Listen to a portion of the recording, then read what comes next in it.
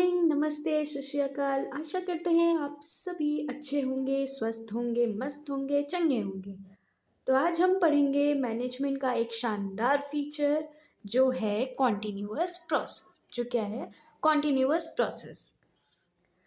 शुरुआत करते हैं। तो बच्चा लोग, management is a continuous process. मतलब मैनेजमेंट निरंतर चलता रहता है। मैनेजमेंट निरंतर चलता रहता है। कॉन्टिन्यूअस मतलब निरंतर। ऐसा नहीं कि कंपनी अपना एक टारगेट अचीव करते ही मैनेजमेंट को टाटा बाय बाय बोल देगी। ऐसा होता है क्या?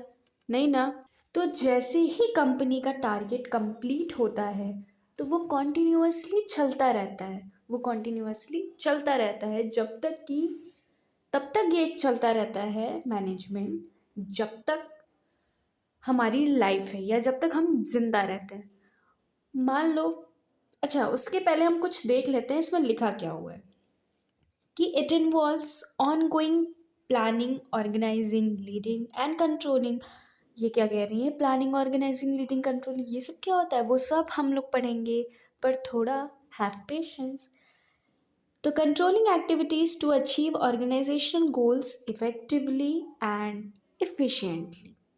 ठीक है, ये कह रहा है कॉन्टिन्यूअस प्रोसेस में कि ये ऑनगोइंग प्लानिंग है। सबसे पहले ये क्या है कॉन्टिन्यूअस प्रोसेस में?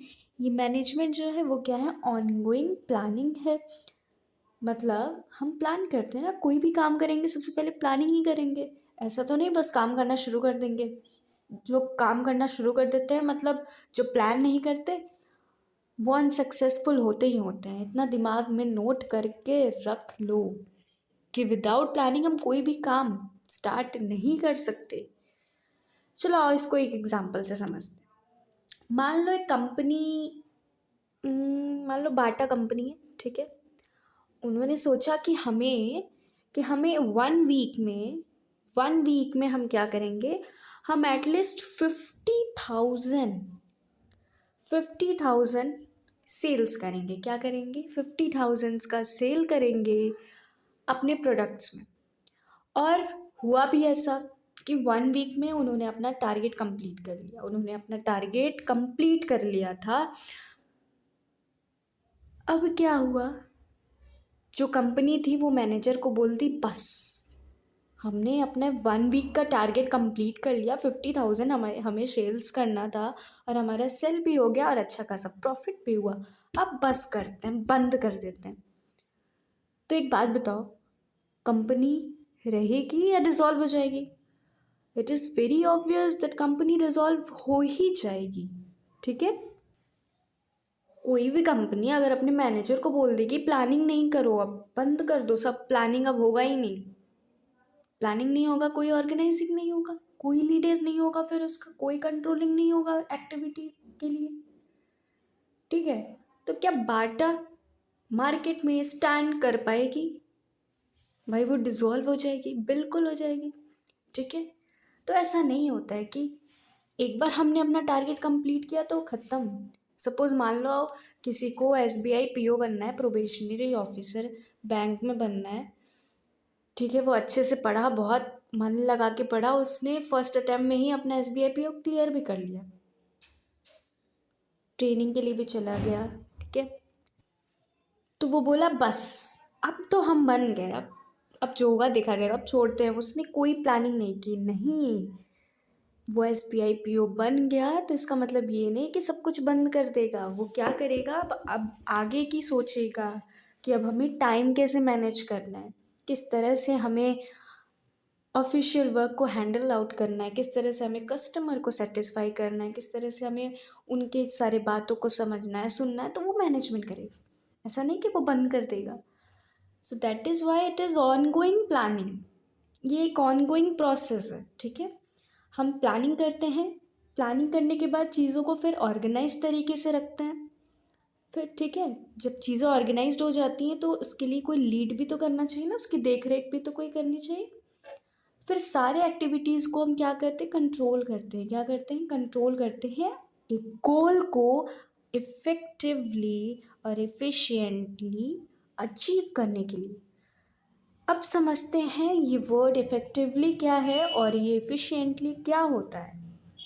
ये बहुत बार कॉमर्स के टर्म में आप लोगों ने सुना ही होगा कि उसने अपना टारगेट कंप्लीट किया, बहुत ही इफ़ेक्टिवली, बहुत एफिशिएंटली उन्होंने अपना गोल कंप्लीट किया। पर ये क्या होता है एक्चुअली, हमें जानना है। तो सबसे पहले सीखते हैं इफ़िशिएंटली क्या होता है। इफ़िशिएंटली का मतलब होता है क्षमता, कि टाइम मनी कम से कम लगाकर गोल अचीव हो गया, गोल अचीव हो गया, तो वो होता है इफ़िशिएंटली।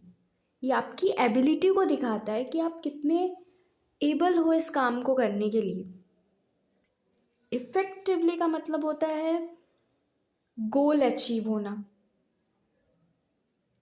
इफ़िशिएंटली कहता है कि कम से कम रिसोर्स लगाकर हमने अपने गोल्स को अचीव किया। इफ़ेक्टिवली बोलता है कि हाँ गोल्स अचीव हो गए। एफिशिएंटली बोलता है कि हाँ कितने हमारे अंदर कितनी कैपेसिटी या कितनी कैपेबिलिटी है उस वर्क को कंप्लीट करने के लिए with a limited sources, with a limited resources. तो ये होता है। अगर आप लोग को जानना है इफ़ेक्टिवली और एफिशिएंटली का बेहतरीन डेफिनेशन विथ एग्जाम्पल्स, तो प्लीज़ कमेंट करके ज़रूर बताइएगा। नेक्स्ट वीडियो हमारी वही रहेगी। Let's move ahead. ओके, अब हम लोग पढ़ेंगे कुछ की एस्पेक्ट ऑफ कॉन्टीन्यूटी। इट्स मतलब यहाँ पे कौन है, इट्स मतलब ये मैनेजमेंट। कुछ की एस्पेक्ट्स पढ़ते हैं। तो सबसे पहला एस्पेक्ट दिए रखा है dynamic environment. Number 1, dynamic environment. Dynamic क्या है, डायनेमिक मतलब भी वही होता है ऑनगोइंग प्रोसेस, ठीक है। Next one is inter related functions. Inter related functions ये हम लोग अभी आगे जानेंगे फंक्शंस ऑफ मैनेजमेंट में, अबाउट प्लानिंग, ऑर्गेनाइजिंग। तो ये ऐसा नहीं कि सिर्फ इसमें प्लान मैनेजमेंट में सिर्फ प्लानिंग होती है, ख़त्म कहानी, ऐसा नहीं होता है।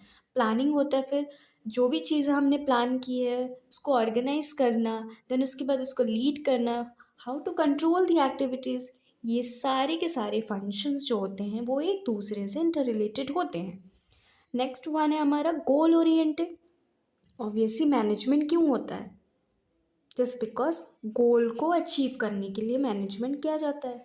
तभी तो कहा जाता है कि management is the process of getting things through others. Okay, तो थर्ड पॉइंट है हमारा गोल ओरिएंटेड। नेक्स्ट है हमारा problem solving.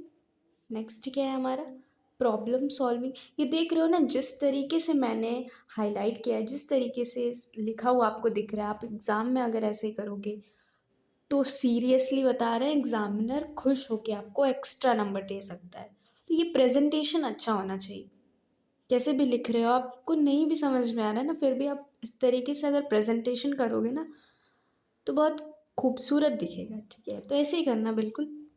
Problem solving in the sense कि मैनेजमेंट सिर्फ अपना ही फ़ायदा नहीं देखता है, वो क्या देखता है, वो जो भी उसके लिए काम कर रहे हैं उनका भी फ़ायदा दिखता है। जो भी परेशानियां आती हैं उन सभी चीज़ों को सॉल्व कर देता है। एक ये होता है। सेकंड पॉइंट ये कि अभी आप इस मान लो अभी आप स्टूडेंट हो और आपके बैकलॉग्स लगे हुए हैं, बहुत कुछ पढ़ना है, ठीक है, अभी बिल्कुल हौच पौच हो रखा है दिमाग में, तो आप टाइम मैनेज करोगे। कितना टाइम हमें इस सब्जेक्ट पे देना है, कितना टाइम हमें इस पर्टिकुलर सब्जेक्ट पे देना है ना, कितना टाइम हमें इस पर्टिकुलर टॉपिक पे देना है, किस पे ज़्यादा फोकस्ड करना है, किस पे ज़्यादा फोकस नहीं करना है, उस चीज़ को आप एलिमिनेट करोगे, राइट।